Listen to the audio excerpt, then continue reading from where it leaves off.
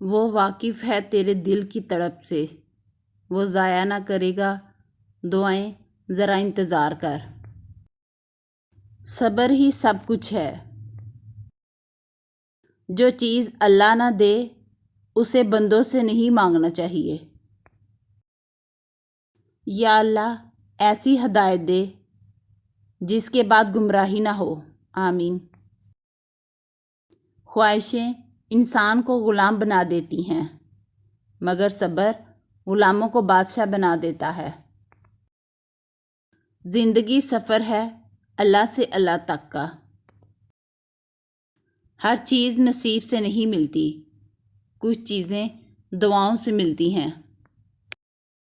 چھوٹے چھوٹے گناہوں سے بچو، کیونکہ چھوٹے گناہ ہی بڑے گناہوں کی طرف بلاتے ہیں۔ کیوں ہوتے ہو پریشان، ہمارا اللہ ہے رحمان۔ امیدیں جب اللہ سے جڑی ہوں تو ٹوٹنے کا امکان نہیں ہوتا۔ سب سے پاکیزہ عشق کی گواہی، لا الہ الا اللہ محمد رسول اللہ۔ فرمان مصطفیٰ ہے، جھوٹ چہرے کو سیاہ کرتا ہے اور چغلی عذاب قبر کا سبب بنتی ہے۔ اے بلندیوں کے بادشاہ، ہمارے دلوں کو شیطان کے شر سے بچانا، صرف اور صرف اپنی رضا کا غلام بنانا۔ اے رب پاک، ہم سب کو ہمیشہ خوشحال اور آباد رکھنا، آمین۔ فرمان مصطفیٰ صلی اللہ علیہ وسلم، جو مجھ پر جمعے کے روز درود پاک پڑھے گا میں قیامت کے دن اس کی شفاعت کروں گا۔ سبحان اللہ، اللہ پاک سے مانگنے کی یہ بھی خوبی ہے کہ آپ اپنے جذبات کو الفاظ میں بھی نہ بیان کر سکیں، پھر بھی وہ آپ کے جذبات آپ سے بہتر جانتا ہے۔ اگر اللہ تمہیں وہاں تک نہیں لے کر گیا جہاں تم جانا چاہتے تھے تو یقین رکھو بہترین ہوگی وہ جگہ جہاں وہ تمہیں اپنی مرضی سے لے کر جائے گا۔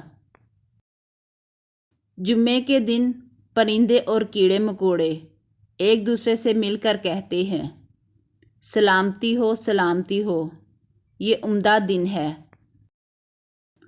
اے ہمارے مہربان اللہ، ہم کمزور اور خطا کار ہیں، ہم تیری رحمت کے طلبگار ہیں، ہم پر رحم فرما، ہمارے دانستہ اور غیر دانستہ گناہ معاف فرما، ہمیں خسارہ اٹھانے والوں میں نہ کر، ہمارے دلوں کو ہدایت کے نور سے بھر دے۔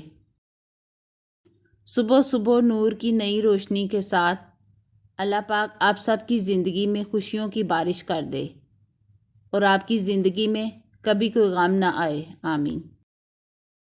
یا اللہ میرے پیاروں کو اتنا عطا کر جتنی تیری شان ہے۔ یا رحیم میرے پیاروں کے اتنے گناہ معاف کر جتنا تو رحیم ہے۔ یا رحمان میرے پیاروں کی اتنی مشکلیں آسان کر جتنا تو رحمان ہے۔